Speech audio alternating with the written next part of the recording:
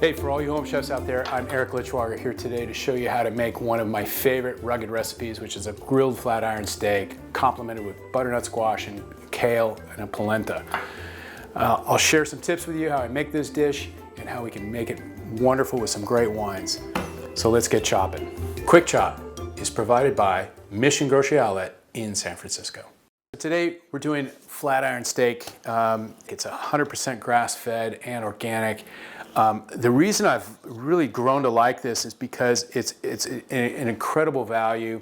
There's 2 steaks in a package, and the organic aspect of meat to me is really important. If you're at Mission Grocery Outlet, for instance, you can get all these ingredients at a really good price. So we're going to start now. We've got the steak, which we don't need just yet, but I'm going to prep the butternut squash. So butternut squash is such a great product because it's really nutritious. It's so versatile. You can make soup out of it. You can do so many things with this. And they keep forever. You can stick this in your refrigerator and I swear it'll stay there for 6 months and you can use it. So when I start with the butternut squash, the top half of the squash is just solid. There's no seeds or anything inside this portion of it. As we start to get down into the bell, that's where the seeds are located. And really for today, that's all we need. That's plenty. Just make sure you get a nice, good slice. And I suppose that's why I don't like using vegetable peelers, because you have to kind of go through it more than one time to get that piece off. Depending upon the season that you find these, there may be a little bit of green veins near the surface. Just, take your knife and just trim those off a little bit. You don't need them. With this size that I'm doing, and since I'm mixing it with a polenta, I kind of want small pieces. So, if I was grilling this, I could make wedges. But today, what I'm going to do is I'm going to take it into thirds on this piece. And that's going to give me these nice even-sized wedges. And then I'm just going to casually dice these up. Not a big deal. And it's up to you, really, to the serving preference that you have. For this dish, we also need a little bit of onion.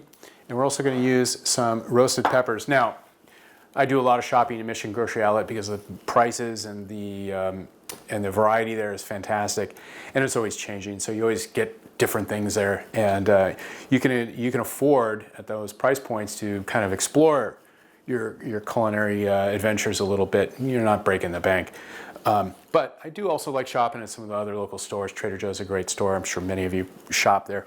One of the products they have regularly that I love are these fire roasted red peppers.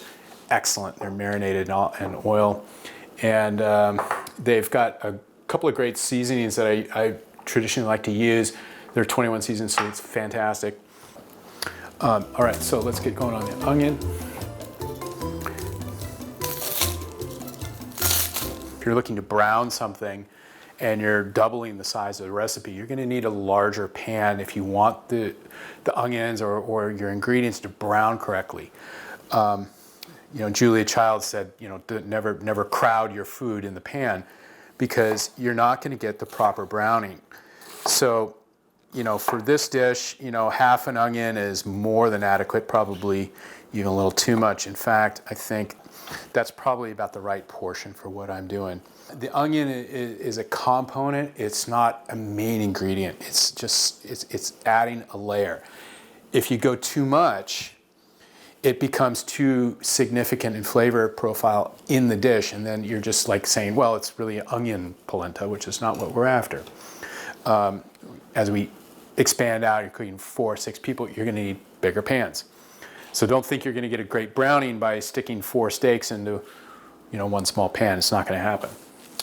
For this recipe, the first step is probably to put the onion and the butternut squash together. So I've got some kale here. Now, you can buy the packaged kale, but I prefer to get the full leaf.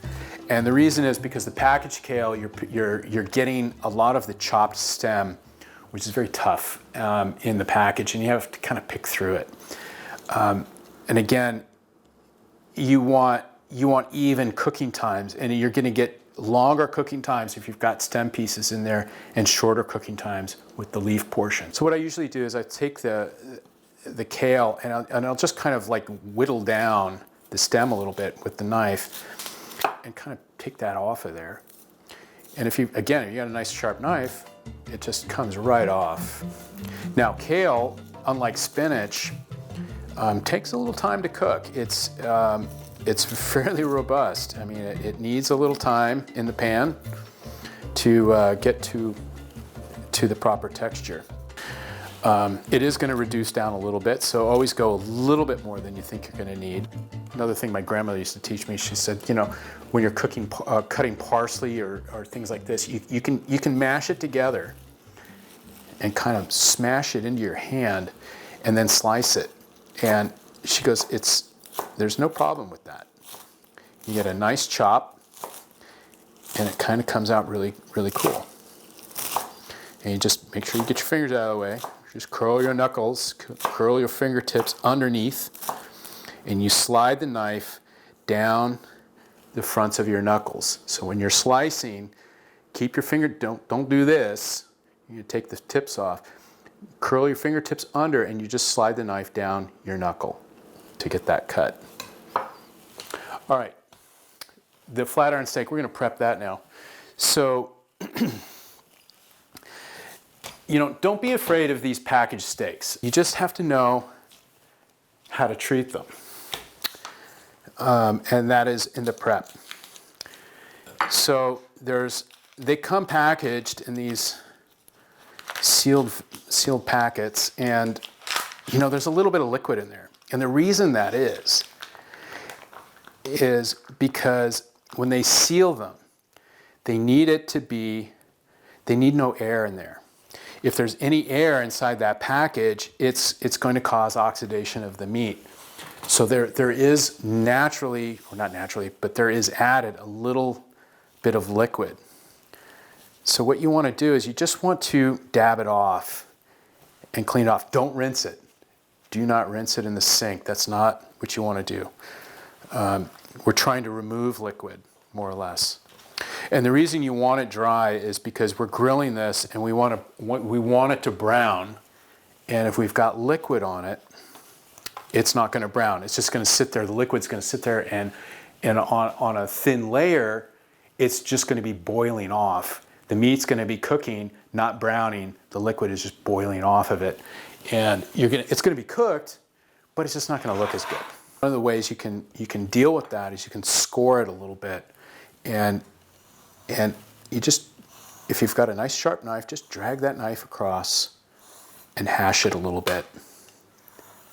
If you've got membranes on certain cuts of meat, you want to get through it somehow, because you want the salt to penetrate, you want the oil to penetrate.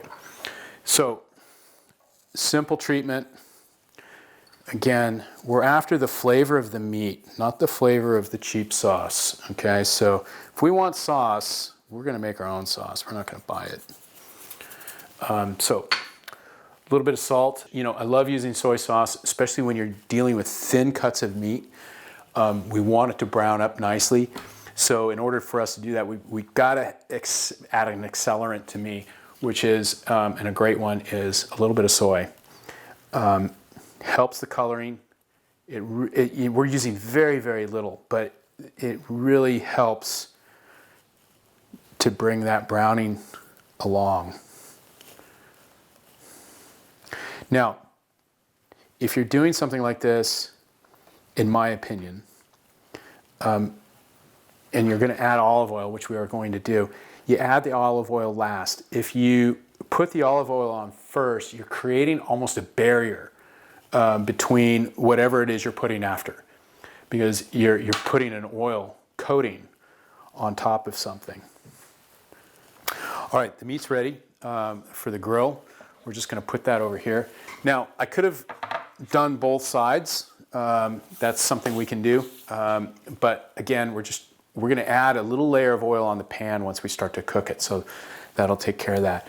And we're going to salt it again one more time just before we cook it. All right, we're going to get the peppers. This is going to go as a garni into the polenta. Very mild, very tender, and I like to just put a couple of very mildly sliced pieces. The polenta, this is pre-packaged, it's organic, and you can prepare this in many different ways. You can slice it, fry it in olive oil, but what we're doing is sort of a mash. So what I'm going to do is I'm going to take a portion of this off, we'll say about half of it here, and it's packed in water, so there's some water coming out. I like this one because you can just take it like this and fry this in olive oil with a little bit of chopped garlic, and you can top it with a marinara sauce. It's fantastic. Really versatile, great stuff. So we're just going to cube this up, kind of stuff. Good starch, good carbohydrate. We don't need to pre-boil the water or anything like that. We can just put this in the pan. Just a simple saucepan. And for me, I like to add a little stock to it. So I've got a little bit of stock here. This is a low sodium chicken stock. And then we're going to finish it off with a little water. Now, don't worry about how much water I put, how much don't I put. If you put too much, you just drain a little off. You want enough water to basically cover the ingredient in the pan. So for the flat iron steak, I've got a nice cast iron pan.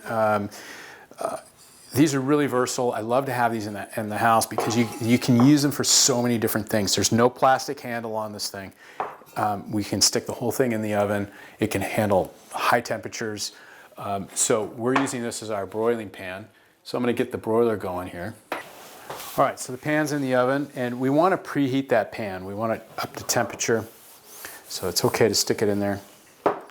Now, we can go ahead and start heating the polenta up. You can go ahead and start with the onions and the butternut squash. So, a couple of seasonings we're going to use. Again, this one's from Trader Joe's. This 21 season salute, great stuff. We're going to put a little of this on our meat, just a little bit. Okay, we're just waiting for that to come to temperature, waiting for that to boil, waiting for the pan to come up. Sounds like a good time to open the wines. So the wines we've got today, we've got this Via Stellaria, which is a Dry Creek Valley. Great region up in Sonoma area. And Zinfandels. Love Zinfandels. If you're not familiar with Zinfandels, get familiar. Awesome, big, full-bodied wines. Very typical California stylized wines. Now, there's a zillion different kinds of wine openers out there. These guys are great. Anybody can use them. The other one I've got is this screw top tin roof Cabernet Sauvignon. It's a 2018. $6.99 at Mission Grocery Outlet. This one's $10.99 at Mission Grocery Outlet. Both great deals. This is about a $30 bottle of wine. This one usually goes for about $12. One is going to be much more hearty than the other. So the Cabernet, this is going to be a little softer.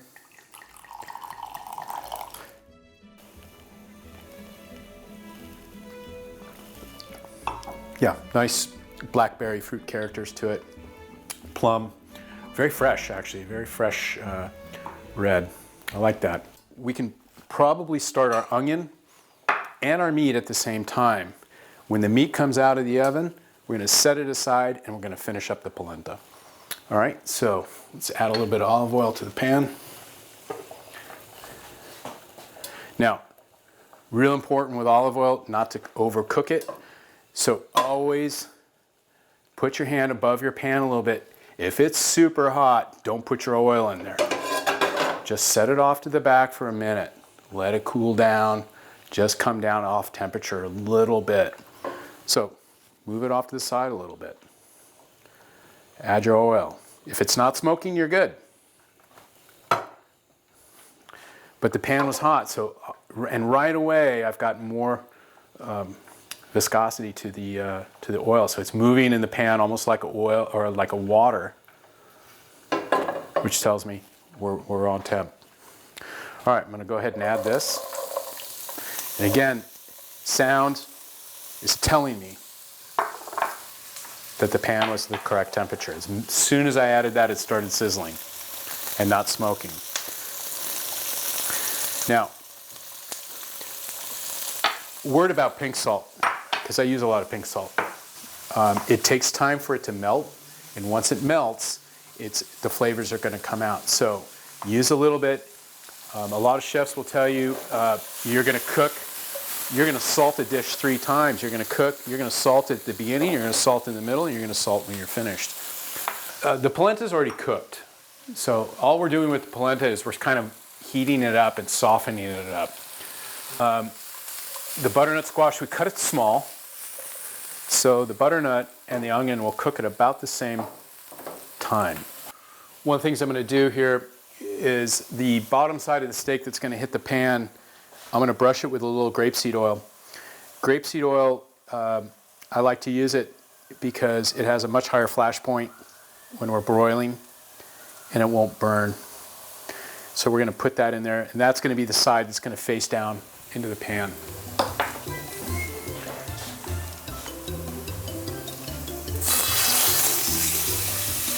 Just remember that that pan handle is extremely hot. We're going to add the kale now. Keep an eye on the liquid level in here. Now I've added the kale. I'm just going to add a little more olive oil in there. I use my tongs because tongs are, again, great tool because they help you turn just a little more efficiently. Now I've got the flame up fairly high. Kale's cooking. I'm going to add now the cherry tomatoes. Now we're not cutting these or anything. We're just leaving them whole. Okay. Now, as I said earlier, salting more than once. Going to add just a little more salt in there. Now's probably a good time to add our seasoning mix.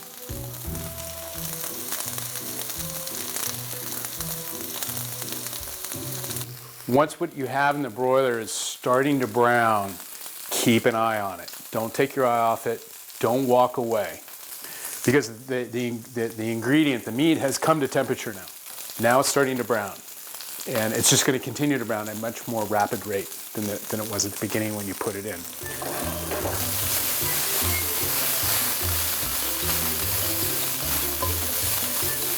I mean, one of the things you can do to kind of remind yourself is you can just leave the broiler door cracked a little bit, just to remind you.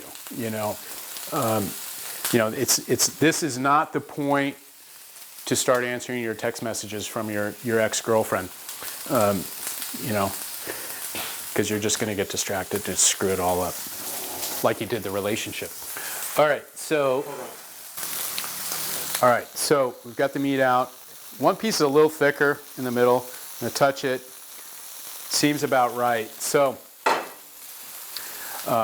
again, with these pans, with these hot pans, when you bring that out of the oven, make sure that handle is turned away from the edge of the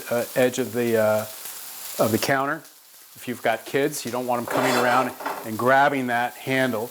They're going to get a nice second-degree burn and probably, maybe worse, it could be a disaster. Turn that away. For your own safety, put the hand pad on the handle. It reminds you that that pan is hot. All right, polenta's looking good. All right, so we're just going to mash this down a little bit. And don't worry if there's a little too much liquid in there. Once we mix it and combine it with the kale and the butternut, it's going to be fine.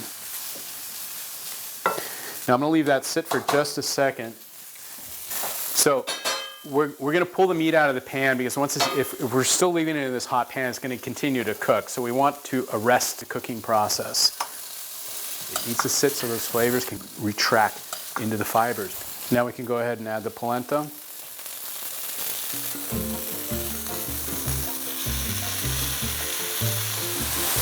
We don't want it to get too dry.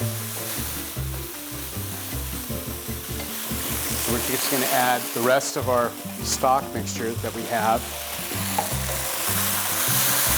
And that'll kind of cream it up a little bit more for us. And now we're going to add the roasted peppers. Peppers are already cooked, so we have no need to cook them. We're just combining them in. These flat iron steaks, there's no bone, and they can be a little more on the tougher side than some of your finer cuts of meat. So what I like to do is pre-slice for your dinner guests. So you're going to want to cut across the grain.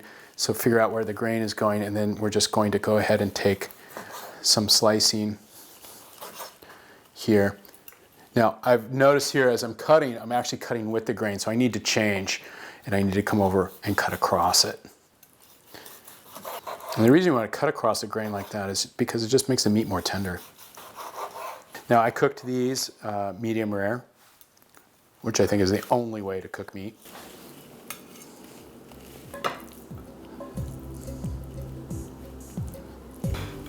So, two parts to this dish. We've got the flat iron steak and the polenta, but you can see the polenta has a lot of different things going on in there. Again, it's very healthy, everything's very fresh. It's just a great light dinner, but it's got that heartiness. So, thanks for watching at Quick Chop at newsupnow.org.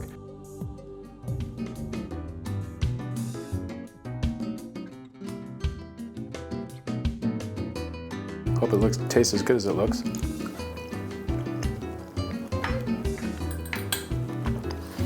Thanks for watching. We'll see you next week.